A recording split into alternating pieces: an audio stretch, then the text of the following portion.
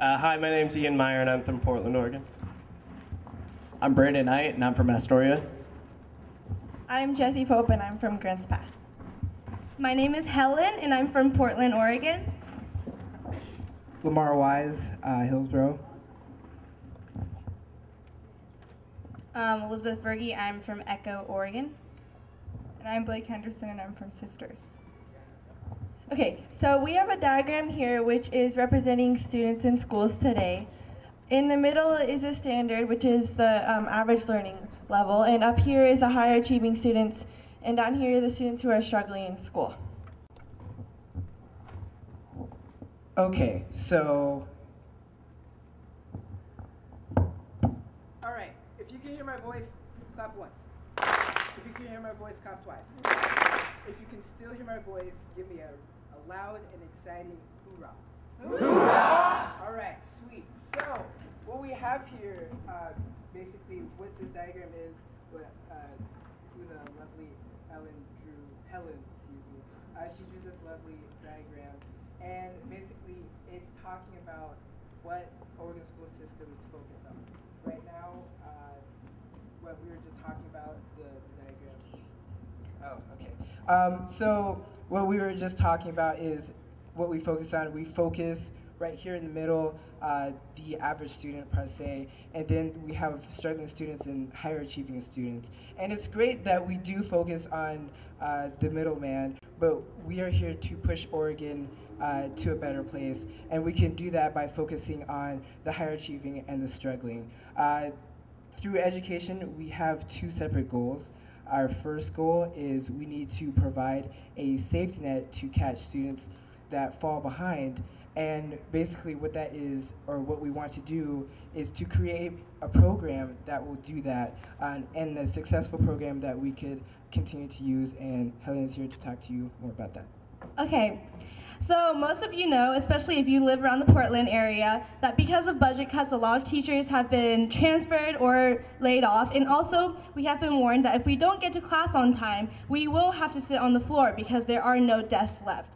However, as a result of this, a lot of students that need the personal one-to-one time with the teachers are not getting the attention that they need. Some of these students, especially if they have special needs, they're not able to learn as fast or catch on as fast as other people. And especially since they don't get enough attention, we thought that maybe if we kept on giving them attention, then they would be able to learn more. So we came up with this idea of a nonprofit state-funded organization or program to tutor students, and mostly this program would be geared to the elementary kids or the younger children, because that way we can implement study skills or study habits so that they can carry it on into high school, and it is easier to teach a younger kid than to change his ways when he is older.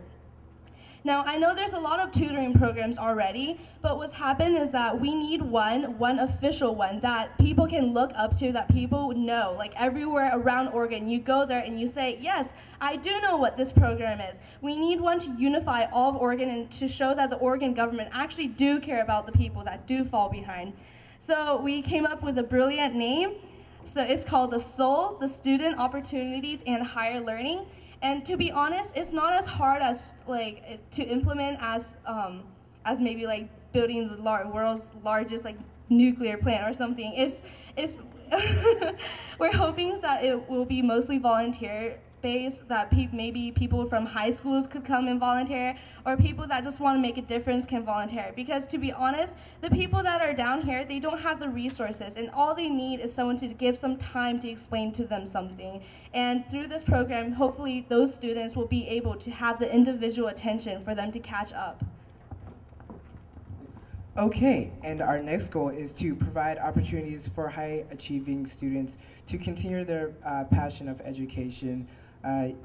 Basically, what you're going to hear is things about TAG and other programs that can help advance students out and advance basically students around Oregon that don't have the chance currently. So here we have Ian. So obviously we do have high achieving learners. A lot of you are here today. And one thing to remember is that there are a lot of high-achieving learners in the lower grades in elementary school that are no longer, I guess, high-achieving learners in high school, middle school, because what we have is we have a system that isn't challenging a lot of high-achieving learners. And because of that, especially males in elementary schools grow bored of school and of the system, and especially males, it is proven. I heard somebody whisper. And so because of that, we need to continue to challenge our high-achieving learners so that they continue to be high-achieving learners and so that we can push Oregon to the new level. And so because this starts in the lower grades, we have a system already called TAG, and it is implemented. However, currently it consists of taking one test, going into TAG, and then basically you just have that label, and there's nothing done after that. In some schools there may be, but in many schools there are not. And for that reason, we would want to reinforce the TAG system to provide more opportunities. For example, we would kind of set guidelines for the number of projects you do per year in TAG, or set guidelines for the number of workshops you do per week or per month. We also want to allow students to be able, this is more throughout middle school and high school when we have subject classes, to allow students to move up grade levels in their subjects. So obviously math is a very easy one to do so, English, and any other class that if they're already excelling to such a high level that they're showing limited participation, you can push them up into a higher grade, and they'll be challenged and they'll be interested and they will participate.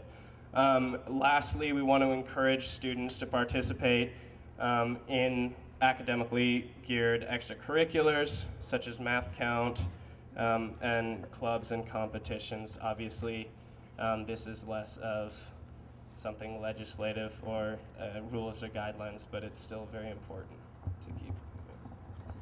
All right, so basically what our group believes in is education being a key component in Oregon's future. And through that, we'd like to provide programs that will focus on the individual student that will further excel Oregon's education and Oregon's economy. So with that, thank you for listening, and have a good afternoon. Activate Oregon.